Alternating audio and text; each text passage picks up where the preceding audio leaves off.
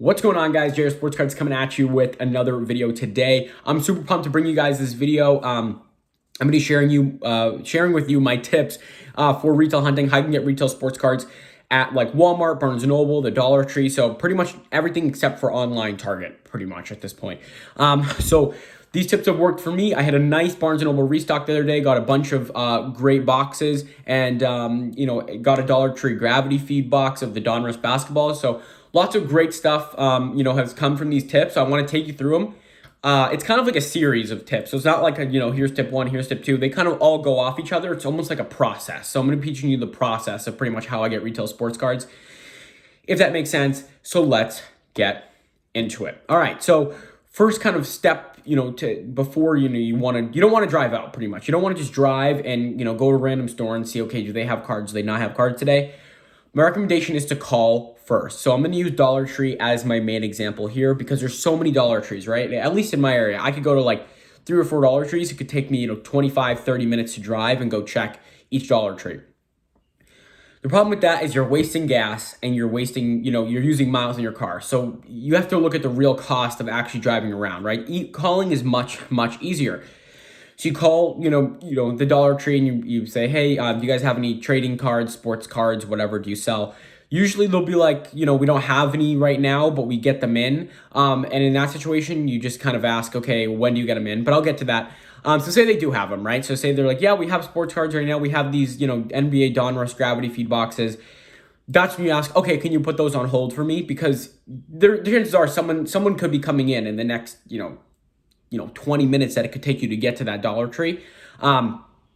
So you're like, hey, can you put them on hold? Hopefully they do. Sometimes they won't. Sometimes they go, it's kind of first come, first serve. Then you just get down there. You get in your car and drive safely over to that Dollar Tree you're picking your cards up from. Or sometimes they'll put them on hold. You'll be like, yeah, what's your name? Yeah, let me put them on hold. Yeah, just say, I'll be in 20, 25 minutes. Now, if they don't have them, be like, no, we don't have them. They sold out. But, we do carry them, right? We get them in our shipment.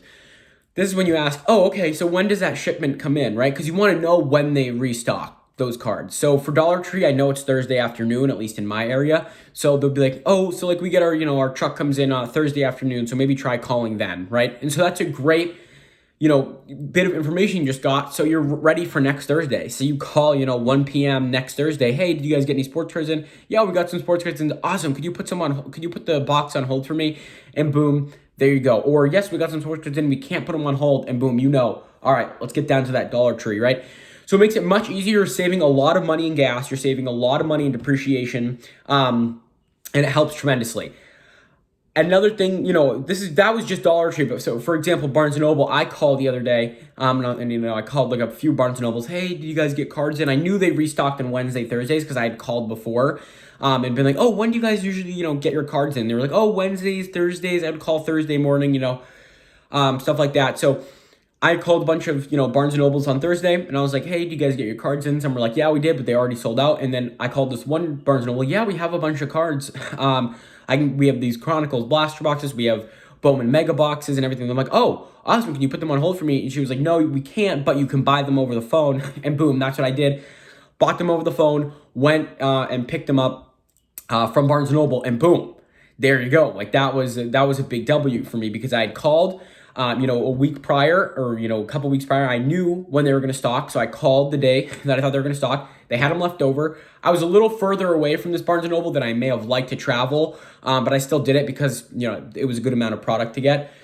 And I was like, all right, I bought it over the phone. I'll be there in 30 minutes. Boom, picked up my order. It was waiting there for me. Nobody could take the cards. It was great. So my biggest recommendation is to call these stores. And if they say, oh, yeah, I'm not sure, when we get cards in, ask them, oh, do you know when you got cards in last time? Or, is there any specific day I should potentially check, right? Because that can start giving you an idea. So if they say, oh, yeah, maybe call us back on Tuesday. You call back on Tuesday, no cards.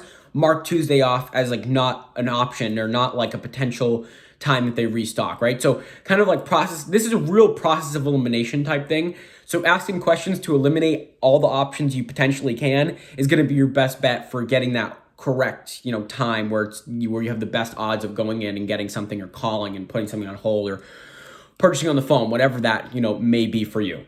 My second tip is go in at different times. So if you can't call, or maybe you called, right, and they have absolutely no idea, when card stock, it's random, sometimes we get them in this week, sometimes we don't, sometimes it's Tuesday, sometimes it's Thursday. Going in at random times is going to be your best bet, because if you don't know that information, then a lot of other people don't know that information, especially if it's random. So if sometimes I get it on Thursday or sometimes I get it on Monday, nobody knows, right? Including the people that work there, which means other people that are card hunting don't know that as well.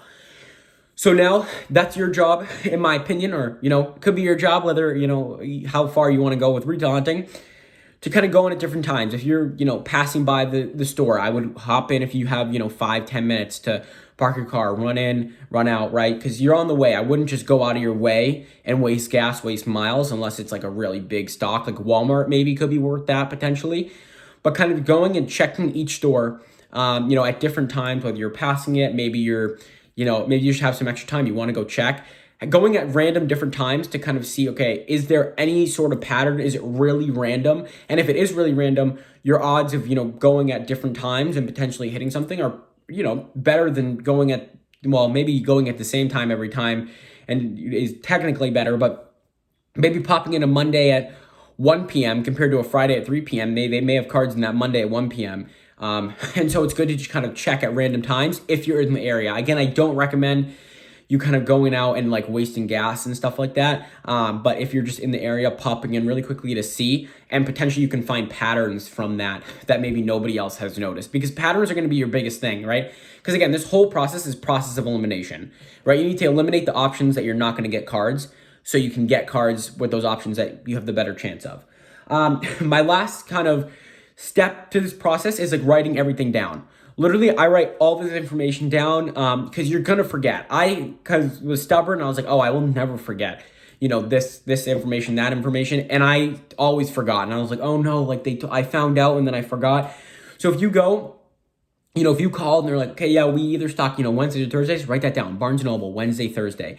Then you call on Wednesday. Oh, we didn't get a stock in. Okay, no stock, this week. Oh, we got a stock in Thursday. Okay, they got the stock on Thursday. So next week, okay, call Thursday at this time because I was successful doing this. So make sure you're writing everything down, because that's going to be key to not forget, because it gets to a point where there's so much information if you're really, really trying to retail hunt to your best, effort, that it's very hard to remember this stuff, and you're going to want to remember it. So writing it down is key.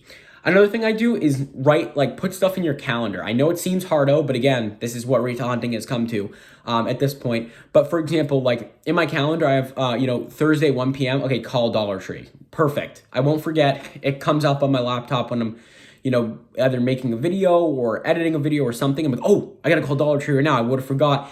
And there would have been my opportunity to get cards, right? So it doesn't hurt. It takes, less than a minute to put something in your calendar. But okay, Thursday, 1 p.m., let me call Dollar Tree. Okay, Barnes & Noble, at this time in the morning, let me call Dollar Tree. Put a reminder on your phone. Put an alert on your phone. Do something that's going to tell you, okay, I need to go do this right now, because you're going to forget. At least I forget. We all have tons of stuff going on in our lives, right? That is pretty common.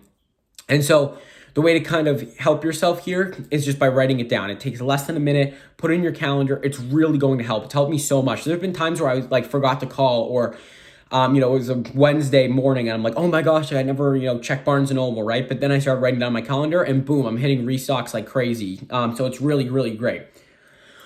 So those are my kind of tips or / process you should go through when trying to retail hunt nowadays. I've been very successful at it. If you guys have any more tips, make sure to comment them down below. I just want to go over again the true realities of this and the potential costs you can see, and why this process is helping to hopefully minimize these costs. So some of the true realities first is you're going to use a lot of gas, right? That costs money. So tracking how much you're actually spending on gas for the miles, you go. So say you have a Dollar Tree, 3 miles away. How much is that actually costing you to go there and come back, right? Then also your car depreciation is real. Like putting miles in your car definitely is lowering the value at some point on your cars. Now for you, it may not, you may be like, oh, it's not a big deal, but it adds up over time. Like, trust me, after you do this for a really long time, you're going to start to see the effects of those little costs adding up to a bigger cost that you don't expect. Another thing is sometimes you got to drive further than you like. Maybe the 3 Barnes & Nobles near you, like me, didn't have sports cards, but the one, 35 minutes away did. If you're willing to make that sacrifice, a true reality of retail hunting and hitting restocks is driving a little further than you'd like.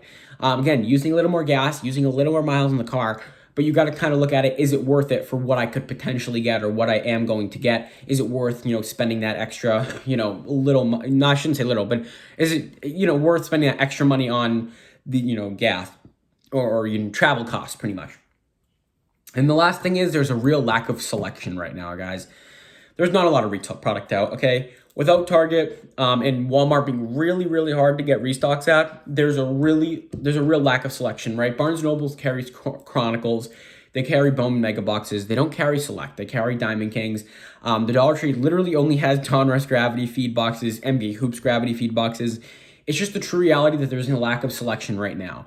This could change. Maybe it won't change. But this is definitely something that you need to, keep in mind when you're retail hunting, because right now it's really tough to get Select, right? So if you're chasing Select, then maybe Barnes & Noble and Dollar Tree aren't the right stores for you, and you need to keep, getting online every morning on Target.com or trying to hit Walmart restocks, right?